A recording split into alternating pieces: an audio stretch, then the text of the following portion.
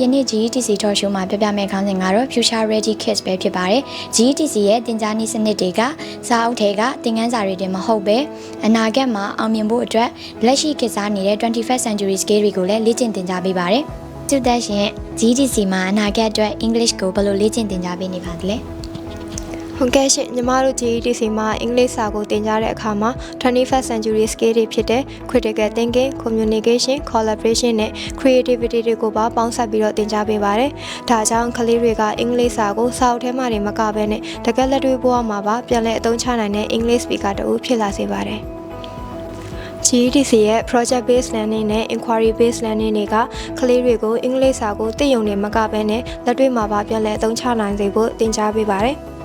ဒါကြောင့်ကလေးတွေကအင်္ဂလိပ်စာစွမ်းရည်တွေမကဘဲနဲ့တကယ်လက်တွေ့ဘဝမှာပါအောင်မြင်ဖို့အတွက်မရှိမဖြစ်လိုအပ်တဲ့ thinking skill, problem solving နဲ့ leadership ကိုပါတစ်ပြိုင်တည်းတိုးတက်လာစေပါတယ်။ GETC ရဲ့သင်ခန်းစာတွေကြောင့်ကလေးတိုင်းကမိမိရဲ့အတွေးအမြင်နဲ့စကားတွေကိုတတ်တောင့်တတနဲ့ထုတ်ဖော်ပြောဆိုလာနိုင်ပါတယ်။ဒါကတော့ GETC ရဲ့ Future Ready Confidence ပဲဖြစ်ပါတယ်။ အနာဂတ်အတွက်လေ့ကျင့်သင်ကြားပေးနေတဲ့သင်ခန်းစာတွေကိုတော့ GETC မှာပဲတွေ့ရပါမယ်။